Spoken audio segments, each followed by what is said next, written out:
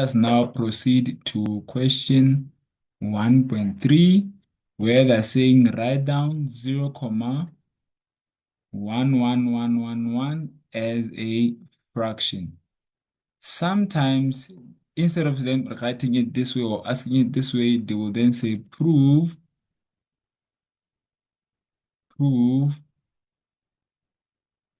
that 0,1 with the dash is a rational number instead, not a fraction. Rational number, right? That's another way of asking it. So now in this case, this is how we then do it. We say let x equals to this, which in this case is 0,11111. Let's say for argument's sake, we only have 6 decimal places. You can do more, but let's say for now, let's use 6 decimal places. And then what we then do is we want to multiply it firstly by 10, and this is our first equation. So on our second equation, we multiply 10 by x by 10 is going to give us 10x. It is equals to whatever we did on the left-hand side, we should also do on the right-hand side. So now in this case, 0,1111 multiplied by 10, it's also going to give us 1,11111. But be aware that in this case, we're now going to have 5 decimal places. But because it was recurring, we can add another one. So at least our decimal places are balanced. On our first equation, we have 6 decimal places, and as well as on our second, we have 6 decimal places. After we did this, then we are going to subtract equation 2 by equation 1, where we are then going to say 10x minus x is going to give us 10x minus x is going to give us 9x, right? And then on the left-hand side, we're going to have 1,11111 minus 0,11111. Therefore, now in this case, all our decimals, they are going to cancel each other out. Therefore, 1 minus 0 is 1. And then now finally, we're going to divide both sides by a 9. Therefore, now this 9 cancels that 9. Therefore, our answer, which x is equals to 1/9. Then we wrote this as a fraction, and we also proved that it is a rational number. But here's the tip.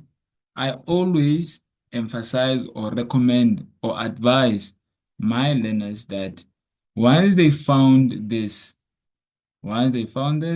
then they put it in a calculator to say 1/9, how much does it give us?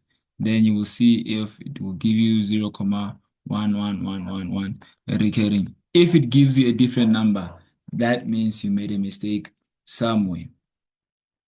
On to the same question, just a different scenario. Now they're saying to us 1.4, they're saying prove that 0,245 recurring, because they all have dashes on top, is a rational number.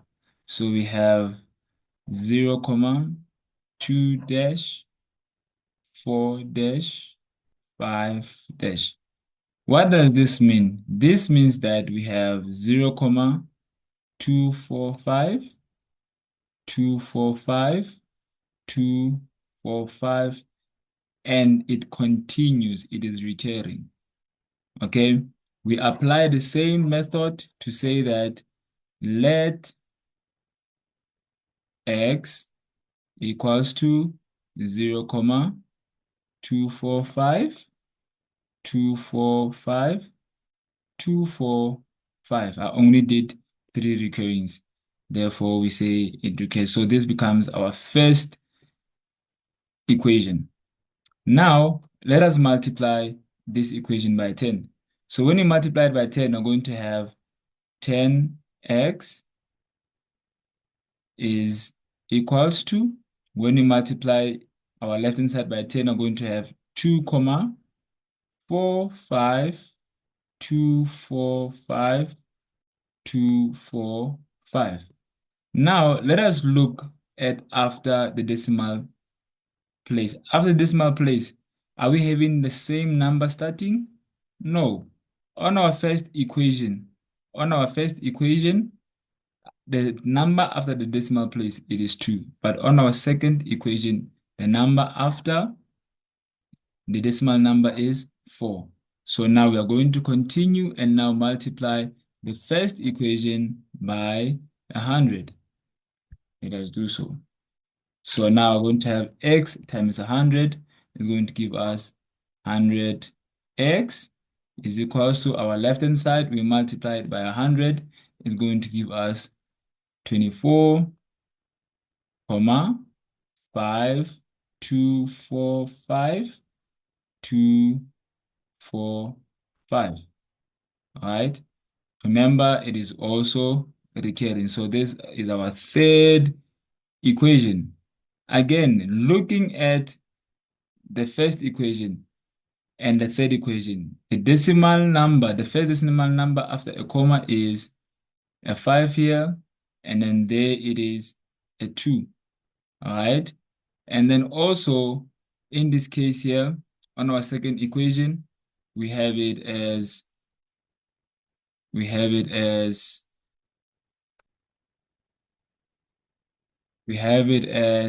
a 4, right? So now all our numbers, our first numbers after decimal place, they are all not the same. So what do? We go again and we multiply. Now we multiply by 10, we multiply by 100. In this case, we're going to multiply by 1,000. So now x multiplied by 1,000 is going to give us 1,000. X is equals to, and then we have the first equation is multiplied by 1,000 is going to give us 245, 245, 245. And because it's recurring, we can add another one. We can add another 245. So this becomes our fourth equation. So now looking from our fourth equation, now the question should be again, are we having the same, which two equations have the same decimal places? And in this case, we have equation 1 and equation 4. Therefore, we are going to do our workings based on equation 1 and equation 4.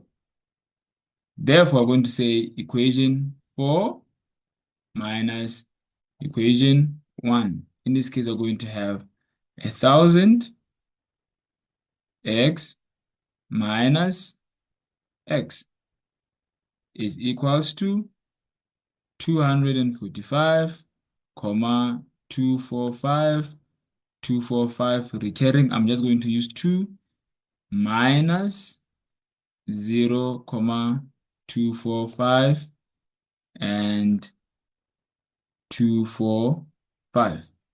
Therefore, in this case, we're going to have 999x is equals to 245.